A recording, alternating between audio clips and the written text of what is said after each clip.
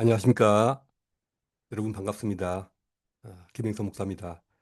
아, 성사학당 제 4기를 마친 지 얼마 되지 않았는데 또 금세 시간이 되어서 성사학당 5기 구약성경 지혜서 편으로 찾아뵙게 되었습니다.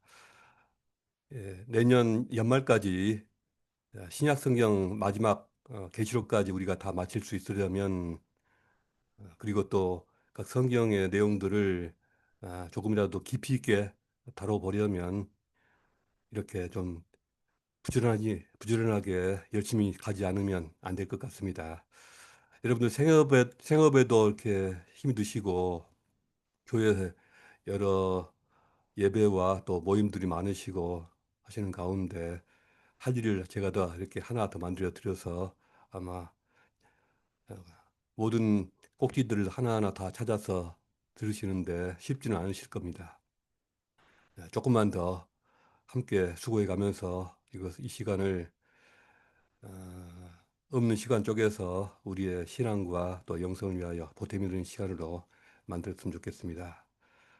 제가 열심히 잘 준비하면서 최선을 다하고 있는 것처럼 어, 여러분들께서도 이 시간을 어, 자신의 것으로 만드셔서 좀 좋은 시간으로 도움이 되는 시간으로 바꾸어 가시기를 기원합니다.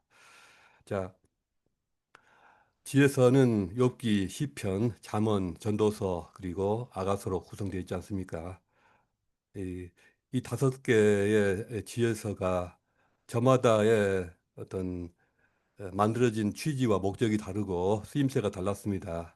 우리는 어떻게 보면 성경 안에 있는 어, 여러 책들 중에 하나로서 똑같은 목적을 가지고 다 대하지 않습니까? 우리가 똑같은 기분으로 똑같은 느낌으로 이 욥기든 시편이든 잠언이든 읽고 묵상하고 큐티하고 하는데 그러나 이 지혜서들 5권은 처음 쓰여질 때 제각각 다른 목적과 다른 용도로 쓰여지고 사용되었습니다. 우리가 그 점을 잘 이해를 해야 됩니다. 그래서 어떤 용도, 어떤 목적으로 쓰여졌으며 또 그것의 어떤 특성이 뭔가를 우리가 잘 이해할 때 우리에게 더 어, 그것을 잘 사용할 수가 있고 우리의 삶 속에서 구체적인 어떤 차이점을 가지고서 이 성경들을 우리가 만날 수가 있을 것입니다. 자, 첫째로 욥기를 보겠습니다. 욥기는 자, 한마디로 표현하자면 고난의 의미를 묻다 이렇게 보통 우리가 표현을 하죠. 이 말 안에 욥기의 전체 내용이 다 들어있다고는 말할 수 없지만 좀 함축적으로는 표현할 수 있다고 보여집니다. 그래서 욥이라는 인물의 삶 속에서 찾아온 그 이해할 수 없는 고난, 그 고난 속에서 어, 하나님께서 무엇을 가르쳐 주시는가 하는 것입니다. 하나님의 절대 주권과 또 절대 주권자 하나님과의 만남이라는 것이 그의 삶에 어떤 변화를 가져왔는지를 우리가 볼 수가 있습니다. 자, 욥기는 이 시대적 배경, 이 욥기가 쓰여진 욥이라는 인물이 등장한 그 시대를 우리가 이해해야 되는데요. 족장 시대로 생각해야 됩니다. 족장 시대라고 하는 것은 창세기 아브라함과 이삭과 야곱 이 족장들이 살던 그 시대라는 것이죠. 최소한 그들보다 더 늦은 시기는 아니었을 것이다. 라고 생각되어집니다. 왜냐하면 욥기의 여러 내용들을 우리가 분석을 해보면 전문가들이 분석을 해보면 예, 그 시대의 어떤 여러 생활상들이 어, 어떤 문화적인 차이점을 가지고 있느냐, 특성을 가지고 있느냐 봤을 때 예, 그 여러 가지 상황이 족장 시대보다도 더 늦지는 않았을 것이다라고 보여집니다. 자세한 내용은 좀 지엽적인 부분이기 때문에 생략하겠습니다. 시간 관계상. 그러면 이 욥기는 구약 시대에 어떤 용도로 사용됐을까요? 욥기라는 책이 있었다면은 그것을 어떤 용도로 이 책을 썼을 것인가 하는 것이죠. 이것은 지혜자를 위한 토론서로 쓰였을 것이다. 또는 변증서로 쓰였을 것이다. 라고 생각되어집니다. 그래서 어, 물론 어떤 고난에 처한 사람들이 이 책을 통해서 위로를 얻고 또 어떤 삶 속에서 돌파구를 찾는 그런 개인적인 목적으로도 많이 사용됐을 것이지만은 또 그것보다도 어떤 지혜를 찾고 지혜를 구하는 사람들이 그룹을 지어서 팀을 지어서 이 책을 읽고 토론하고 변증하고 하나님 여호와 하나님 믿는 신앙을 논하던 그런 책이었을 것이다라는 것이죠. 그래서 토론서 또는 변증서로서 어, 용도가 있다는 것입니다. 그래서 욥기라는 책만 가지고서 토론을 하는 것이 상당히 유익하지 않을까라고 생각이 되어집니다. 그래서 모든 책들, 지혜서들, 책들마다 용도가 다르기 때문에 쓰임새가 달라야 한다는 것입니다. 자, 문학적인 특징으로는 이제 어떤 대화체로 되어 있습니다. 그런데 그 대화가 우리 한글 성경에서는 별로 구분이 안 가죠. 그 말이 그 말 같은데 영어 성경이라든가 원어 성경을 보면은 굉장히 어, 어떤 19절입니다. 한 문장 한 문절이 19절로 되어 있어서 19절의 대화라는 것이죠. 그리고 그러면서도 동시에 논쟁의 형식을 띠고 있습니다. 마치 고전 작품들 중에서 무슨 햄릿이나 리어왕 오델로 같은 그러한 작품들이 어떤 대화체이면서도 동시에 시와 같은 그런 형태를 띠고 있지 않습니까? 마찬가지라는 것이죠. 자, 그렇다면 욥기를 통해서 우리가 어떤 신앙적인 유익을 얻을 수가 있겠는가? 좀 간단하게 표현하자면 우리가 고난 속에서 신앙을 잃지 않도록 우리를 이끌어주고 우리를 어, 잘 수렁에 빠지지 않게 어, 끌어내준다는 그런 일차적인 우리가 유익을 얻을 수가 있을 것입니다. 물론 이것이 전부는 아닙니다. 이게 가장 기초적인 그런 유익이라고 일단 말할 수가 있을 것입니다.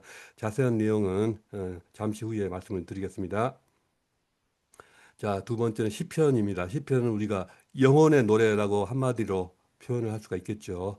우리 영혼의 노래다.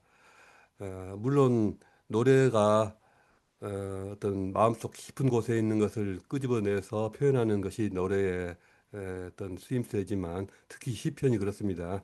시편은 우리 어떤 일상적인 삶 속에 있는 여러 가지 경험들을 노래할 뿐만 아니라 그 속에 있는 것들까지 더 깊은 어떤 고통들, 영혼의 고통, 영혼의 기쁨들, 영혼의 간구들을 노래하고 있습니다.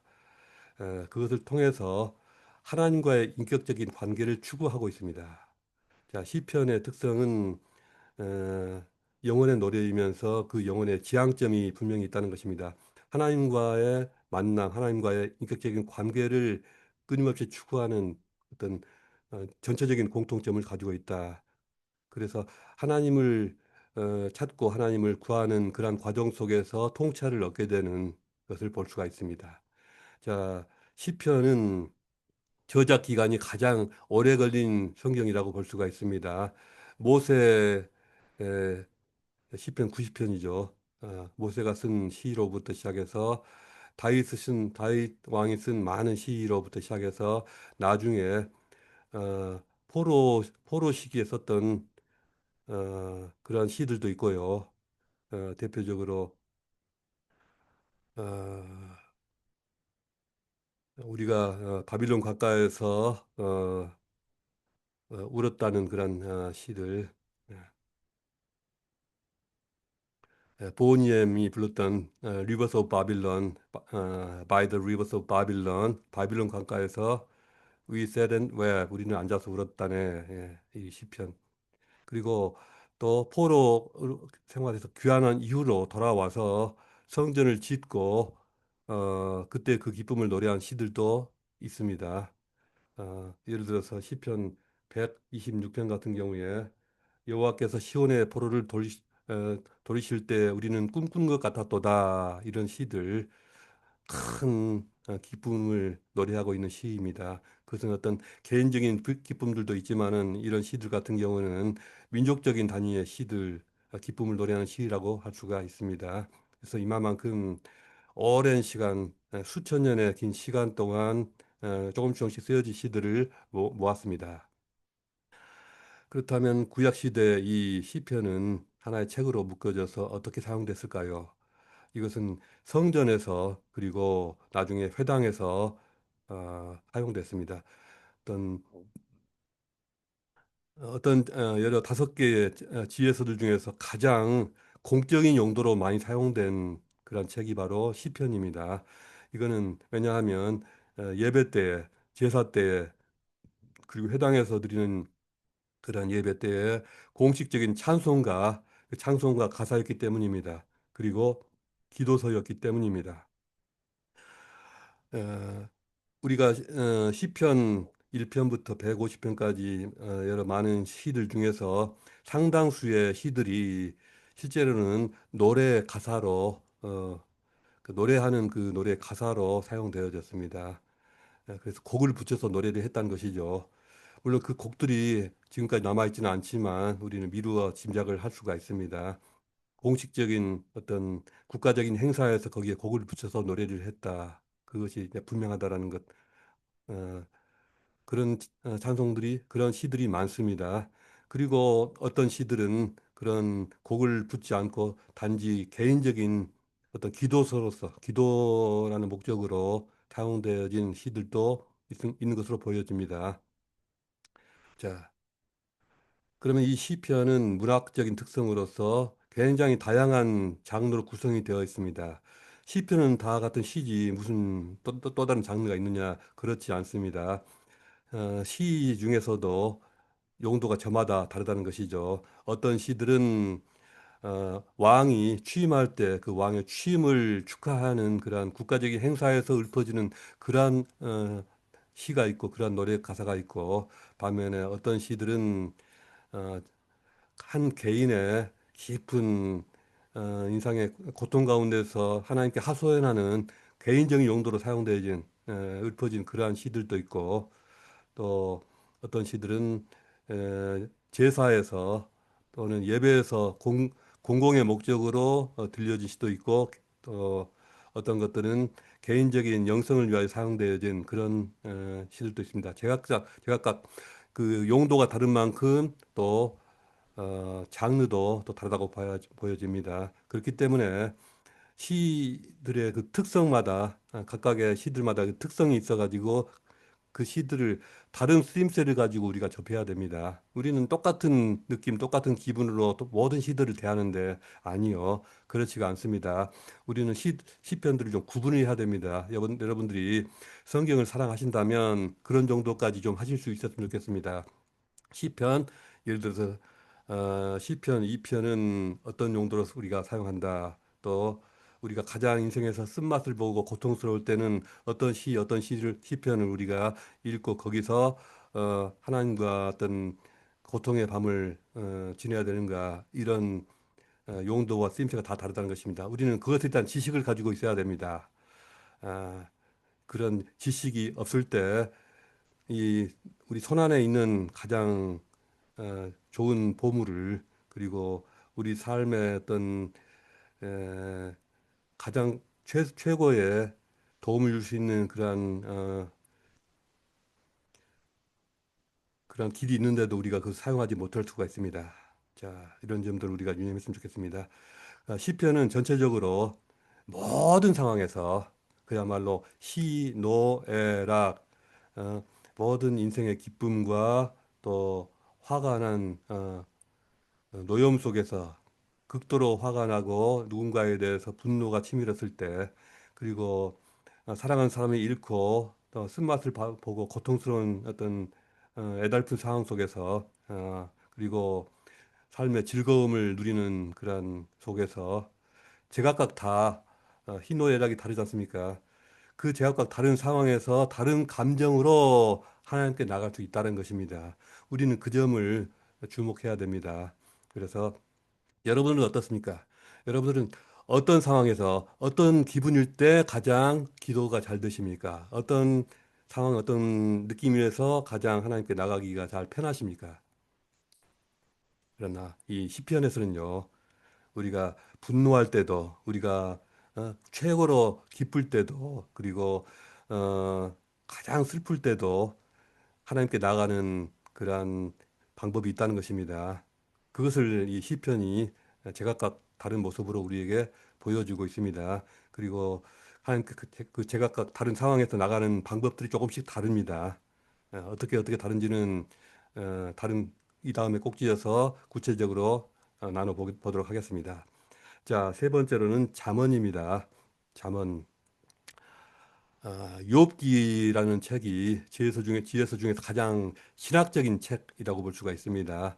신학적이라고 하는 것은 우리 실적인 어떤 생활, 우리 삶, 일상과는 좀 떨어져 있는 하나님의 초월적인 세계, 신적인 세계에서 이루어지는 일들을 다루고 있는 점에서 이 욥기가 신학적이고, 두 번째로 이 시편이 어떤 가장 감성적이다 또는 그러면서 동시에 우리의 영성을 다루고 있다라는 그런 특성이 있습니다. 그렇다면 잠언은 어떻느냐? 우리 실제 삶을 가장 구체적으로 반영한다라고 보여집니다. 지혜로운 삶의 기술이라고 표현할 수가 있는데요. 그 말은 여러 다양한 상황에서 우리가 어떤 재물의 문제라든가 그다음에 어떤 친구를 사귄다라든가 어떤 이성 간의 교제라든가 그리고 어떤 가정 문제라든가 그리고 대인 관계라든가 이런 살면서 이렇게 부딪히는 수많은 여러 상황 속에서 최선의 가장 지혜로운 어떤 행동 방식은 뭐냐 하는 것입니다. 그런 점에서 잠언은 가장 이성적이면서도 가장 실용적인 그런 책이라고 볼 수가 있습니다. 가장 실용적이다. 우리 삶의 실제적인 모습을 다루고 있다. 실용적인 부분들을 다루고 있다. 자, 시대적 배경, 솔로몬 왕이 대부분 지었기 때문에 솔로몬 왕 시대로 보여지고요. 그러나 잠언 25장 1절을 보면 솔로몬 왕 때 지어졌지만 히스기야 왕 때 편집을 한 것으로 보여집니다. 예, 솔로몬 왕이 지은 여러 편의 잠언들, 잠언이라고 하는 게 짤막짤막한 어떤 경구거든요, 경구. 한 문장 또는 두 문장으로 이루어진 삶의 지침 같은 것들을 이렇게 메모해 놓은 건데 그것들을 다 모아서 책으로 편집을 했다는 것이죠. 어느 때? 히스기야 왕 때죠. 그러면 구약 시대는 어, 어떤 용도로 쓰였을까요? 구약 시대는 왕궁에서, 학교에서, 가정에서 교육용 교재로 쓰였을 것이다라는 이 점을 우리가 잘 생각해야 됩니다. 아, 욥기라는 책은 지혜자들이 어떤 깊은 삶의 어떤 초월적인 문제로 신학적인 문제로 고민하던 지혜자들이 그걸 붙들고 씨름하면서 토론을 하던 그런 책이었고 또 시편이 공식적인 자리에서 행사를 위해서 사용되던 어떤 노래 가사였고 아니면 어, 그런 공식적인 자리에서 읽혀졌 큰 소리로 낭독되어졌던 그러한 책이었다면은 잠언은 교육용 교재였습니다. 교육 교재, 어떤 학교 교재였다는 것이죠. 물론 그 시대에 보편적인 학교가 있었던 건 아니지만 왕궁에서 왕자들이나 공주님들을 키웠을 때 이 잠언을 교재로 사용했을 것으로 보여지고요.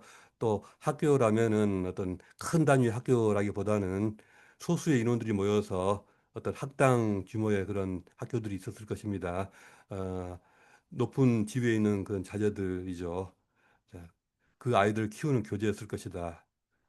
또 가정에서도 상당히 지위가 있고 경제적인 여유가 있는 그런 사람들이 이 잠언이란 책을 가져다가 자녀들을 키웠을 것이다라고 보여집니다. 이 그런 점에서 잠언은 물론 모든 연령대의 사람들이 읽을 수가 있는 책이죠. 그러나 에, 자녀들에게 에, 자녀들에게 우리식으로 말하면 어린이들과 청소년들, 청년들 이 성장기에 우리 자녀들에게 가장 필요한 책이 아닌가, 가장 교육 효과가 좋은 책이 아닌가 그렇게 생각되어집니다. 왜냐하면 우리가 이제 어른이 되어서도 물론 책을 읽고 도움을 받을 수 있지만 그러나 우리 성인들은 이 책을 읽으면서 뭔가를 바꿔 나가고 자신을 만들어 나가기가 쉽지 않지 않습니까? 쉽지가 않죠. 그런데 이제 자녀들은 이런 책들을 읽어가면서 배워가면서 가치관을 형성하고 만들어가기가 쉽지 않습니까? 그런 점에서 우리 자녀들에게 가장 교육 효과가 좋은 책이 바로 잠언이다라고 생각되어집니다. 자, 문학적 특징은 간결하고 짧은 어떤 격언 또는 경구로 한두 문장으로 짤막짤막하게 구성이 되어 있습니다. 물론 우리는 이렇게 쭉 읽어가지만 그러나 어, 그 내용들이 다 이렇게 이어져 붙여져 있는 것이지 원래는 짤막짤막하게 나눠져 있던 것들이었습니다. 그런 점들을 유념하면서 그 세부적으로 이렇게 도막도막 나눠진 그런 부분들 한 단위 한 단위 따로따로 묵상을 할 필요가 있습니다. 자문은 어떤 전체 큰 그림을 가지고 어, 어떤 보는 것도 약간은 필요하지만 그거보다는 각 구절 구절들에 담겨 있는 개별적인 의미들을 어, 우선적으로 묵상을 해야 되는 것입니다. 그렇다면 잠언은 일상생활 속에서 가장 어떤 실용적인 어떤 문제들 가운데서 올바른 판단을 하게 하고 그럼으로써 어떤 신앙적인 의미에서 성공적인 삶을 살 수 있게 하는 그러한 책이다라고 결론을 내릴 수가 있겠습니다. 자, 그 다음에 네 번째로 전도서입니다. 전도서가 뭐냐? 이것은 인생의 본질을 찾아서 인생의 본질을 추구하는 그런 책이다. 인생의 본질은 어디에 있느냐 하는 어떤 일종의 아, 이 욥기서가 좀 신학적인 책이라면 전도서는 철학적인 책이라고 볼 수가 있습니다. 조금은 더 어떤 일반적인 또는 보편성을 가지고 있는 그런 누구나 쉽게 접할 수 있는 그런 책이지만 하나님을 모르는 사람도 쉽게 읽을 수 있는 책이죠.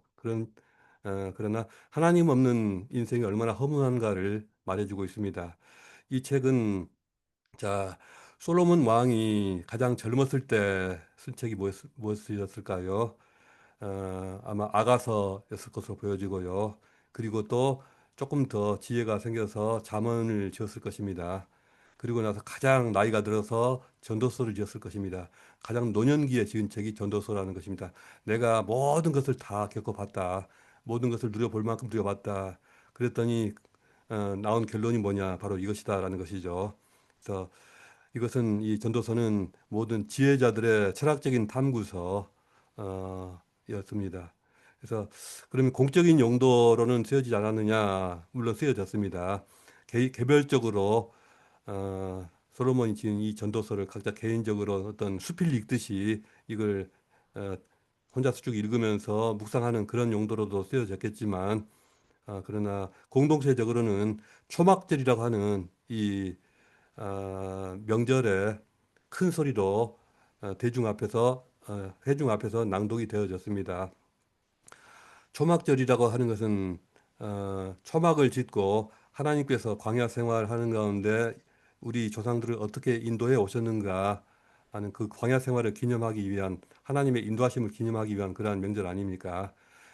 거기서 전도서를 읽었다는 것은 우리가 지금 누리고 있는 모든 물질 생활, 풍족한 것들, 풍요로운 것들이 사실은 다 하나님께 감사드려야 할 것이지만 그럼에도 불구하고 이것은 찰나에 불과하다.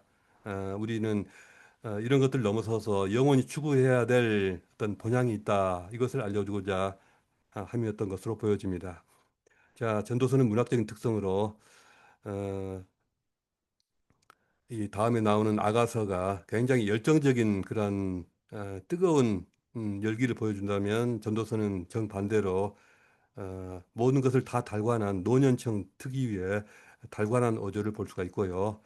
그렇다면 전도서를 통해서 우리가 어떤 허무주의에 빠져야 되느냐 그건 아니고요. 자, 다른 어떤 인생의 허무함을 노래한 다른 책들과는 달리 허무주의를 말하는 것이 아니고 세상 가치를 넘어서 있는 그런 하나님께 우리의 소망을 두자라고 하는 그것을 말하고자 하는 것입니다. 그래서 어떤 다른 어떤 어, 허무주의를 다른 책들과는 근본적으로 성격이 다르다는 것이죠. 자, 마지막으로 전도서인데요. 여러분들 샤갈이라고 하는 화가가 지은 아가서, 샤갈의 아가서 그림입니다. 어떻습니까? 아가서를 읽는 느낌이 나십니까? 자, 아가는 사랑의 찬가입니다. Song of Love, 사랑의 찬가. 순수하고 열정적인 사랑의 아름다움을 노래하고 있습니다. 자, 솔로몬 왕이 가장 청년기에 썼을 것이라고 보여집니다. 솔로몬 왕은 굉장히 어린 나이에 왕이 됐습니다. 아마도 추측컨대 18살에서 20살 그 언저리에 왕이 아버지 다윗 왕에 의해서 왕이 되었는데 어린 나이부터 이 왕권이 취약했기 때문에 어떤 정치적인 어떤 정적들을 의식하면서 정적들을 숙청하고 그들을 죽이는 그런 살벌한 그런 어, 어린 나이부터 그런 모습을 보여줍니다. 마치 북한의 이런 비교를 한 부적절할지도 모르지만 북한의 김정은이가 아주 어린 나이에 에, 최고 지도자가 돼가지고 그냥 수많은 사람들을 죽였듯이 어쩌면 우리 솔로몬도 그런 젊은 나이부터 그런 모습을 보여주고 있습니다. 무자비한 어떤 철권 통치자의 모습을 보여주고 있는데요. 그러나 그럼에도 불구하고 그의 본성에는 굉장히 어떤 감수성, 대단한 감수성을 가지고 있는 인물이었다라고 보여집니다.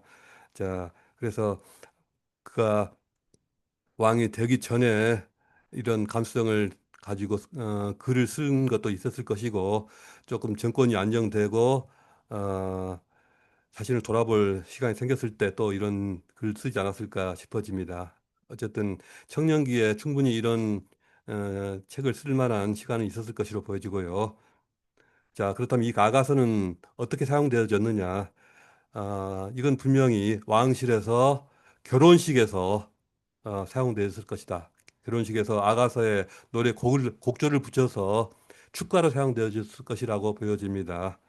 자, 우리 교회 형제 자매들이 결혼식 때 멋진 노래를 본인이 부르기도 하고 또 친구가 또 멋있는 노래를 부르기도 하죠. 근데 누군가가 이 아가서를 가사로 해서 곡조를 붙여서 결혼식에서 노래를 하는 모습을 한번 보고 싶습니다. 예, 그런 어떤 어, 이 아가서는 노인들이 노래하기에는 좀 약간 부적절하고 젊은이들 노래라고 봐야 됩니다. 젊은이들 노래, 예, 연인들의 노래이자 젊은이들의 노래. 그러나 공동체적으로는 쓰이지 않았느냐, 쓰여졌습니다. 바로 6월절에 이 6월절이라고 하는 이 명절에 이 아가서가 낭독이 되어졌습니다. 왜 6월절에 이 아가서가 낭독이 되었을까요? 아, 바로 아가서 안에 들어있는 그, 그 사랑의 이, 아, 굉장히 강인한 어떤 그 독점적인 사랑을 추구하는 그 성격 때문이죠. 자신의 사랑을 어느 누구와도 나누지 않고 내 사랑을 위해서 내가 무슨 짓을 한다. 이런 특성입니다. 자, 그래서 하나님께서 사랑하시는 자들을 위해서 피를 흘리시고 수많은 생명들을 목숨을 거두면서까지 그 당신의 사랑을 지키시기 위해서 하신 일들을 우리가 기억하자는 것입니다. 그런 의미에서 6월절에 아가서가 낭독이 되어졌습니다. 아가서는 그래서 뜨거운 사랑의 노래이면서 또 한편으로는 6월절에 들려졌다는 것은 그 안에 있는 어떤 하나님의 피 흘리시면서까지 사랑을 지키시는 당신의 사랑을 위해서 무슨 짓이든 하시는 그분의 사랑의 특성을 우리가 보게 됩니다.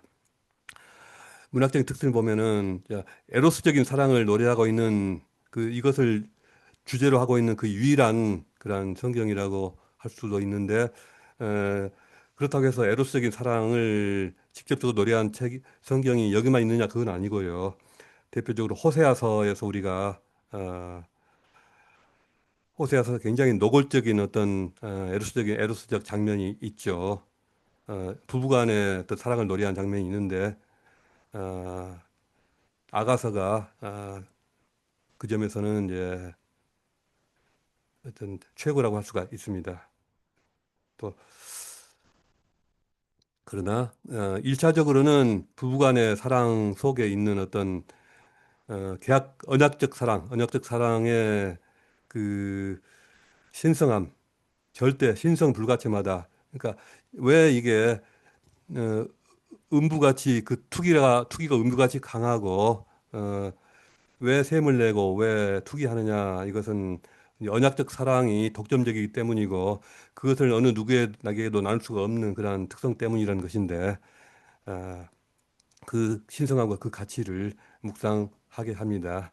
자, 아가서는 이런 점들을 우리가 생각하면서 읽고 묵상하는 것이 좋겠습니다. 자, 다섯 가지 지혜서들의 개괄적인 특성은 여기까지 나누겠습니다. 다음 꼭지부터는 욥기부터 시작해서 자세한 내용들을 다루도록 하겠습니다. 감사합니다.